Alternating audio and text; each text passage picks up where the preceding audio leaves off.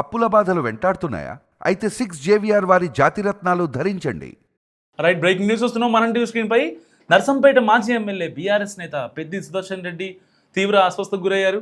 హన్మకొండలోని నివాసంలోనే ఉండగా ఆయనకు గుండెపోటు రావడంతో ఒక్కసారిగా కుటుంబ సభ్యులు హుటాహుటిన రోహిణి హాస్పిటల్కి తరలించారు. చికిత్స అనంతరం ఆయన ఆరోగ్య పరిస్థితిని వైద్యులు చెప్తున్న పరిస్థితి. సో ఇప్పుడు ప్రజెంట్ ఆయన యశోద హాస్పిటల్లో ట్రీట్మెంట్ తీసుకుంటున్నారు. దాదాపుగా గంట సేపు, దాదాపు 15 సార్లు గంట సేపు సిపిఆర్ చేశాక ఆయన రెస్పాండ్ అవ్వడం జరిగింది. అయితే గుండెకు రక్తాన్ని తీసుకెళ్లే రక్తనాళం పల్మనో ఆర్టరీలో రక్తం గడ్డకట్టడంతో బ్లాక్లు ఏర్పడ్డాయి. సో అవి కెరడానికి ఇప్పటికైతే డాక్టర్స్ ఇంజెక్షన్స్ ఇచ్చారు, కానీ యాంజియోగ్రామ్ చేసినా కూడా యూజ్ లేకుండా పోయింది. అండ్ పల్స్ కూడా నార్మల్గానే ఉందంటున్నారు. కుటుంబ సభ్యుల నిర్ణయం మేరకు వెంటిలేటర్ సాయంతో హైదరాబాద్కు తరలించారు. అయితే ఇప్పుడు దాదాపుగా 15 సార్లు ఆయనకి సిపిఆర్ చేసిన తర్వాత ఇప్పుడు దాదాపుగా 72 గంటలు దాటితేనే ఎలా ఉంది కండిషన్, సో అతను ట్రీట్మెంట్కి రెస్పాండ్ అవుతాడా లేదా అనేది కూడా డాక్టర్లు చెప్తున్న పరిస్థితి.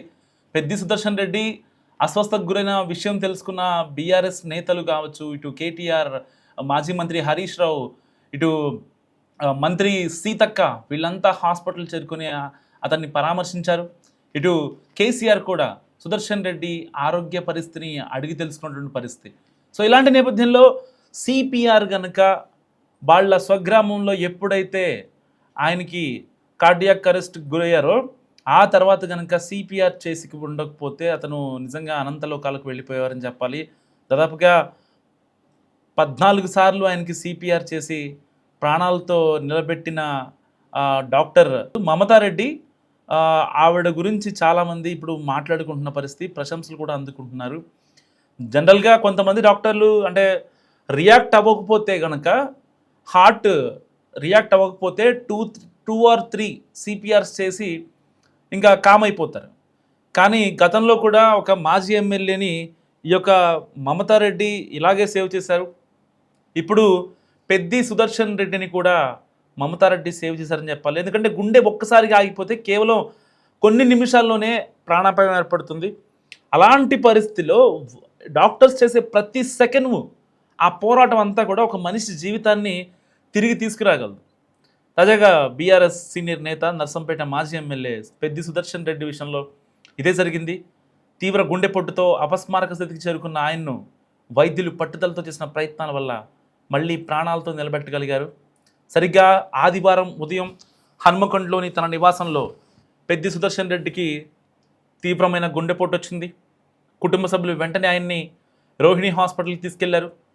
అప్పటికే ఆయన స్పందించని స్థితిలో ఉండడంతో పరిస్థితి అత్యంత విషమంగా మారింది.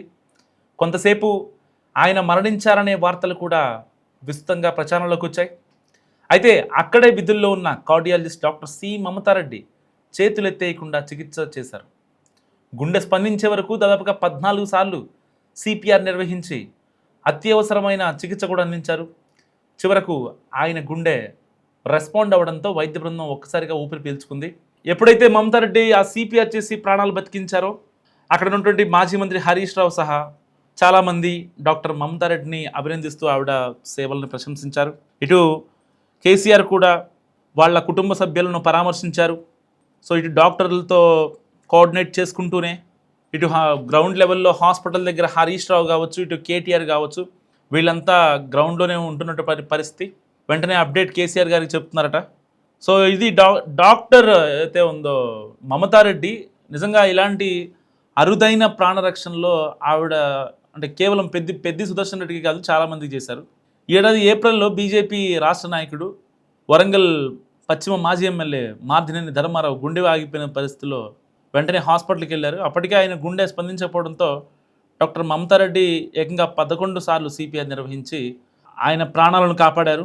వరుసగా 2 ప్రముఖుల ప్రాణాలను కాపాడిన ఆమె సేవలు ఇప్పుడు వైద్య వర్గాలను ప్రశంసలు అందుకుంటున్నాయి. అసలు సిపిఆర్ అనేది గుండె ఒక్కసారిగా ఆగిపోయినప్పుడు లేదా శ్వాస ఆగిపోయినప్పుడు చేసే అత్యవసర ప్రాణరక్షణ ప్రక్రియ. ఇందులో ప్రధానంగా 2 చర్యలు ఉంటాయి. ఛాతీపై బలంగా నిర్దిష్ట వేగంతో ఒత్తిడి చేయడం, అవసరమైతే కృత్రిమంగా శ్వాస ఇవ్వడం, నోట్లోంచి కావచ్చు అట్లా. సో ఈ ప్రక్రియ వల్ల గుండె పూర్తిగా పనిచేయకపోయినా మెదడు, గుండె వంటి కీలక అవయవాలకు కనీస స్థాయిలో రక్త ప్రసరణ కొనసాగుతుంది. దీంతో మెదడు కణాలు దెబ్బతినకుండా కొంత సమయం వరకు రక్షణ లభిస్తుంది.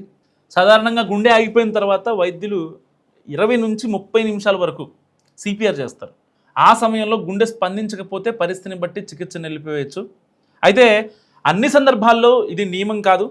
ముఖ్యంగా ఆసుపత్రిలో నిపుణుల బృందం వెంటనే ఎలక్ట్రిక్ షాక్ లేకపోతే ఏసీఎల్ఎస్ మందులు అందుబాటులో ఉంటే 45 నిమిషాల నుంచి గంట పాటు సిపిఆర్ కొనసాగించవచ్చు. లేదంటే కష్టమయ్యే ఛాన్స్ ఉంటుంది.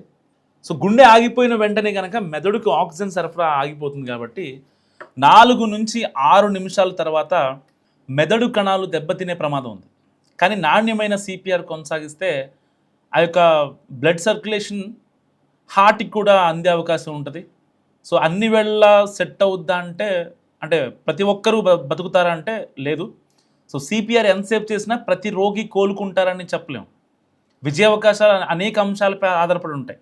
గుండె ఎందుకు ఆగింది, సిపిఆర్ ఎంత త్వరగా ప్రారంభించారు, సిపిఆర్ నాణ్యత ఎలా ఉంది, సో అవసరమైతే ఎంత త్వరగా సిపిఆర్ ఉపయోగించారు, అండ్ ఆ రోగి వయసు, అతనికి ఉన్న హెల్త్ కాన్సిక్వెన్సెస్, ఆరోగ్య పరిస్థితి ఎలా ఉంది, అండ్ ఆసుపత్రిలో అడ్వాన్స్డ్ కార్డియాక్ కేర్ ఎంత త్వరగా అందింది.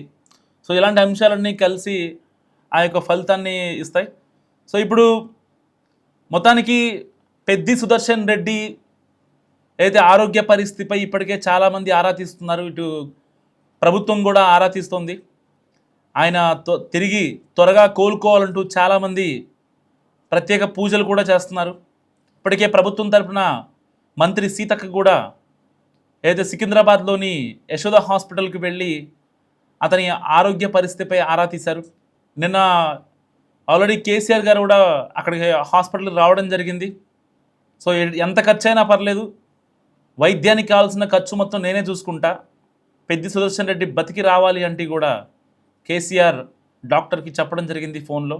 అండ్ దాని తర్వాత కేటీఆర్ కావచ్చు, హరీష్ రావు కావచ్చు, చాలామంది బీఆర్ఎస్ నాయకులు యశోద హాస్పిటల్ దగ్గరికి వస్తున్నారు. సో ఇలాంటి నేపథ్యంలో దాదాపుగా 72 గంటలు గడిస్తేనే అయితే వెంటిలేటర్పై ఉన్నారు ఆయన. సో 72 గంటలు గడిస్తేనే అతనికి అతను ట్రీట్మెంట్కి రియాక్ట్ అవుతాడా లేదా అనే విషయాన్ని కన్ఫర్మ్ చేయొచ్చు అని చెప్తున్నారు డాక్టర్లు. కానీ వాస్తవానికి అయితే రోహిణి హాస్పిటల్లో మమతారెడ్డి చేసిన త్యాగం నిజంగా ఒక డాక్టర్గా తన విధులు నిర్వర్తించింది. కానీ ఆ టైంలో గుండె ఆగిపోయిన టైంలో 14 సార్లు సిపిఆర్ చేసి చాలామంది దృష్టిని ఆకర్షించింది. అసలు బ్రతకడేమో అన్న స్థాయి నుంచి ఇప్పుడు ట్రీట్మెంట్కి రెస్పాండ్ అయ్యే స్టేజ్కి వచ్చారంటే నిజంగా ఆ రోజున మమత చేసిన సిపిఆర్ మాత్రమే. సో ఇలాంటి నేపథ్యంలో చాలామంది అయితే అతని వల్ల డైరెక్ట్ ఆర్ ఇండైరెక్ట్ సేవలు ఎవరైతే పొందారో వాళ్ళంతా కూడా పెద్ది సుదర్శన్ రెడ్డి ప్రాణాలతో రావాలని మనస్ఫూర్తిగా కోరుకుంటున్నారు. సో ఇటు డాక్టర్లు చెప్తుంది రెస్పాండ్ అయితే ఓకే, రెస్పాండ్ అవ్వకపోతే ఇబ్బంది అని డాక్టర్లు చాలా క్లియర్గా చెప్తున్న పరిస్థితి.